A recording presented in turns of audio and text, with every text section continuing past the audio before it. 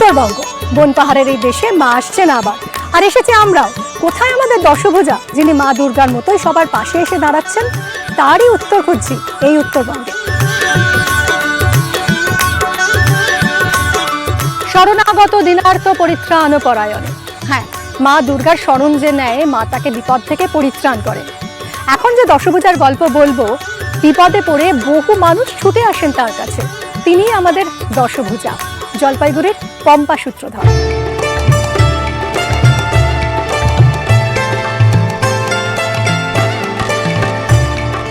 জলপাইগুড়ির পম্পা সূত্রধর উত্তরবঙ্গের রক্ত আন্দোলনের অন্যতম মুখ। অথচ এই পম্পাই ছোটবেলায় রক্তের দারুণ ভয় পেতেন। কখনো কখনো তো এমনও হয়েছে যে রক্ত দেখে নিজেই কার্যত রক্ত শূন্য হয়ে পড়েছেন, জ্ঞান হারিয়েছেন। আর সেই পম্পারই এখন বড় হয়ে ভালোবাসার নাম রক্ত।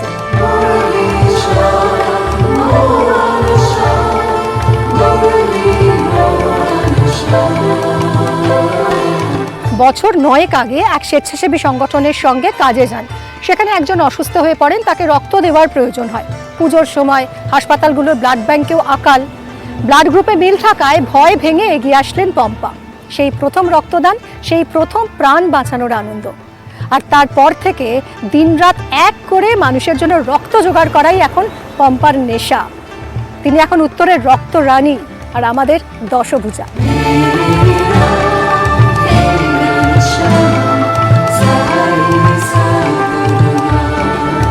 এই হলেন আমাদের দশভুজা, পম্পা সূত্রধর।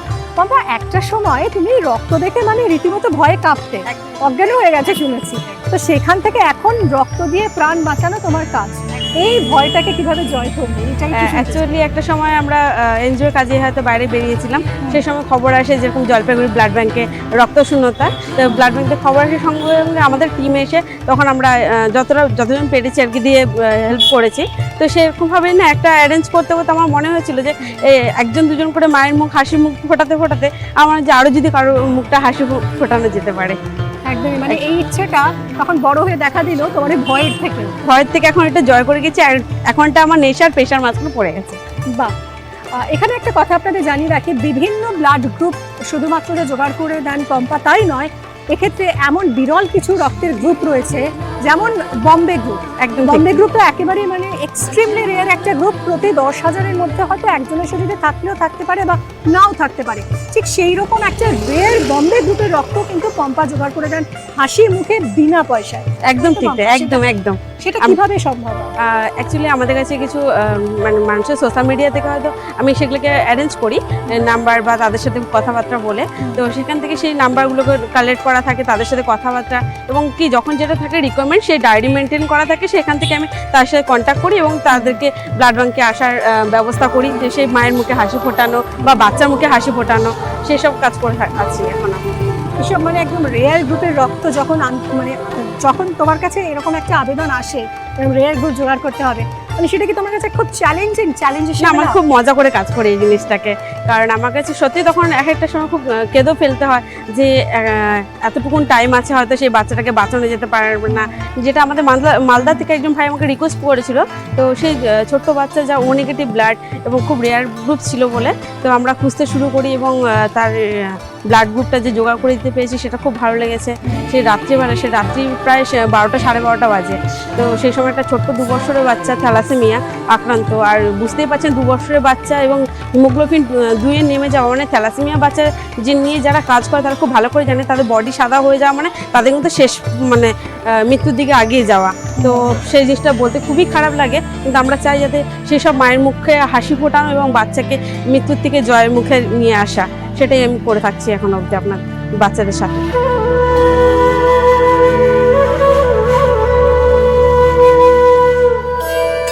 মেয়ের যখন 1.5 বছর বয়স তখন প্রথম ধরা পড়ে যে থ্যালাসেমিয়া, মেয়ে আমার থ্যালাসেমিয়া আক্রান্ত। তো ওকে প্রত্যেক মাসে মাসে ব্লাড দিতে হয়। প্রথম ছোট যখন ছিল তখন তো 1 ইউনিট করে ব্লাড দিলে হতো, এখন প্রত্যেক মাসে 2 ইউনিট করে ব্লাড দরকার হয়।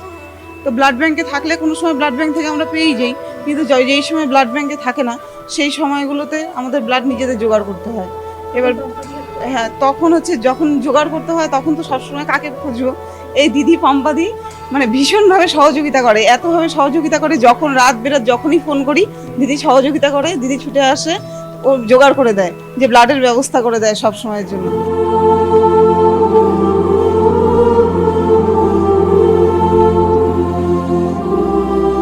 তোমার ভবিষ্যৎ স্বপ্ন কি, আর কি কি কাজ করতে চাও? অ্যাকচুয়ালি এখনও যেটা আমার ইচ্ছের মধ্যে রয়েছে, জলপাইগুড়িতে একটা ব্লাড ব্যাংক আছে সরকারি মতে, তো আমার এটা অনেক দিনেরই ইচ্ছে আছে যেখানে একটা বেসরকারি ব্লাড ব্যাংক হলে আরও মানুষের আরও উপকার হবে, এবং একটা বাচ্চাদের জন্য যদি স্কুল করা যেতে পারে। পম্পা, আমরা তো দেখেছি গরমকালে আর পুজোর সময় রক্তের সংকট চরমে থাকে, একদম সেই সময়টা তুমি কিভাবে সামাল দাও? অ্যাকচুয়ালি সেই সময়টা ভীষণভাবে আমাদের উপরে ভীষণ একটা চাপ, মানে কি বলবো, যেরকম প্রাইভেট কোম্পানিতে কাজ করতে গেলে যেমন একটা চাপ চলে আসে, ওরকম ধরনের চাপ প্রতিদিন আমাদের কাছে 20 থেকে 25 খানা আমাদের জলপাইগুড়ি থেকে রিকোজিশন আসে। সেই সময়টা মানে এমন হয়ে যায়, মানে কোন ডোনার ছেড়ে কাকে ডাকবো, হয়তো এমনও হয়েছে হয়তো কারো 3 মাস হয় না, 2 দিন বাকি আছে, সেও গিয়ে হয়তো ব্লাড দিতে বাধ্য হয়েছে। আর সেই সময় থেকে এখন থেকে আমরা সচেতনতা শিবির করছি, যেখানে প্রতিনিয়ত কিন্তু আমরা ক্যাম্পেইনিং 5 জন হোক, 10 জন হোক, 20 জন হোক, এবং সেখান থেকে আরও কিছু বার্তা দিচ্ছি যে কারো জন্মদিন, কারো বিবাহবার্ষিকী, মানে কিছু কিছু ছোটো ছোটো অনুষ্ঠান তো মানুষের রেস্টুরেন্টে কেউ সেলিব্রেশন করে, আমি বলছি ব্লাড ব্যাংকে এসে রক্তদানের সাথে সেলিব্রেশনটা করো, তাহলে মনে হয় আরও বেশি ভালো হবে, বিশেষ দিনটা আরো বিশেষভাবে যদি সেই দিন কিছুটা রক্তদান করা। একদম ঠিক তাই, রক্তদান মহৎ দান বা শ্রেষ্ঠ দান বলতে পারি আমরা। আর চলা চলা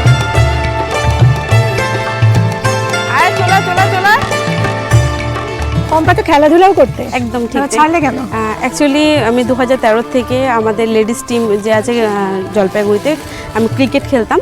তো মাঝখানে লকডাউনের সময় এমন একটা পরিস্থিতির শিকার হয়ে আমি তো এক জায়গায় জব করতাম, সেই সময় হয়তো 10টার মধ্যে ঢুকতে হতো, আর তখন প্র্যাকটিসটা শুরু হতো আবার সেই 9টা সাড়ে 9টার থেকে। তো আমার টাইমটা মেনটেন হচ্ছে না বলে তখন আবার এটাকে মাঝখানে গ্যাপ করে দিলাম, কিন্তু আমি আবারও রিসেন্ট আবার খেলাধুলাতে ফিরে যাচ্ছে। ক্রিকেট খেলতে একদম ঠিক। আমি লেফটি খেলতাম, আমি অলরাউন্ডার। যখন রাত বেরোতে আমাকে ব্লাডের কাজ করতে বাইরে বেরোতে হয়, তো বাড়ি ফেরার সময় না দিদি, ওই দেখা যায় রাস্তাঘাটে না পথের মধ্যে অনেক মানুষ পড়ে থাকে বা শুয়ে আছে, হয়তো তারা দিনের পর দিন না খেয়েও থাকে অনেকে। ঠিক আমি সেই সময় হয়তো তাদেরকে কিছু শুকনো খাবার যেটুকুন দেওয়া যেতে পারে, ঠিক তাদেরকে সেভাবে দিই।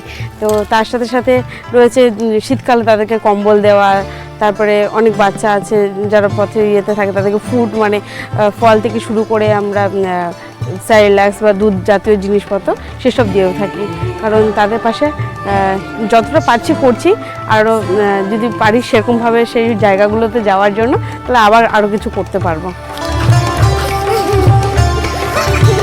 আর কার কি লাগবে পুজোতে বল?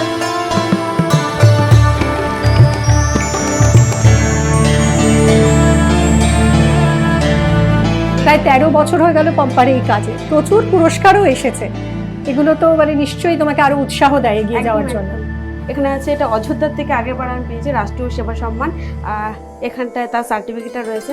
তারপরে আছে এটা আমাকে ব্লাড কুইন সম্বর্ধনা দিয়েছে এফবিসি গ্রুপ থেকে আলিপুরদুয়ার। এটা হচ্ছে আমাকে লায়ন্স ক্লাব আগে ওমেন্স ডেতে সম্মান জানিয়েছে। এটা হচ্ছে নিউজ কণ্ঠ চ্যানেল, যেটা বীরভূম থেকে দেওয়া হয়েছে।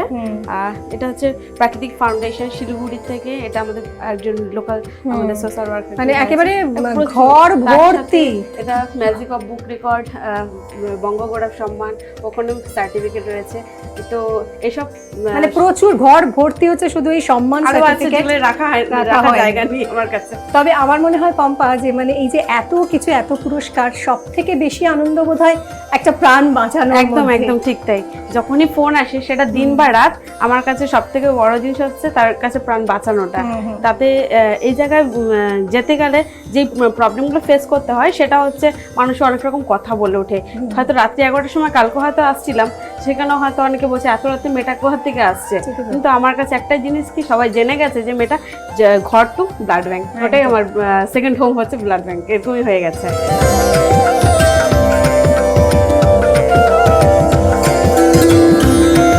এই যে মেয়ের পুরস্কারগুলো পাইছে, সেটাও অনেকে দেখে কি এত পুরস্কার পাইছে, এটাও অনেকে খুশি, অনেকে অখুশি হয়ে যায়। এখানে যেরকম অনেকেই বলছে যে মোড়ে এক বাড়িতে কেউ যা করতেছে ঠিকই করতেছে, আমরা তো আছি তো তাদের পাশে। সত্যি আমার বিপদের সময় তারাও পাশে ছিল, আশেপাশের লোক। নিজস্ব লোকের আমি কাউকে পাইনি, আশেপাশের লোকেরই পাইছি আমি।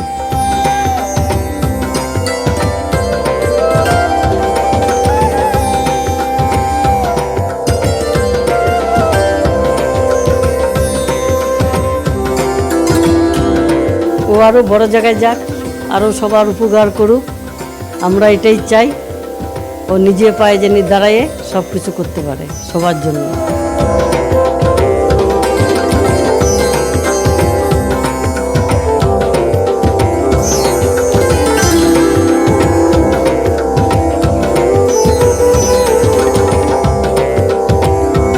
কি বলছে পুজোর ঢাক? আপদ বালাই দূরে যাক। আমরাও বলছি হাজারো মানুষের আপদ বালাই দুঃখ দুর্দশা সব দূর করতে থাকুন আমাদের দশভুজা পম্পা সূত্রধর। নিউজ 18 বাংলার শুভেচ্ছা।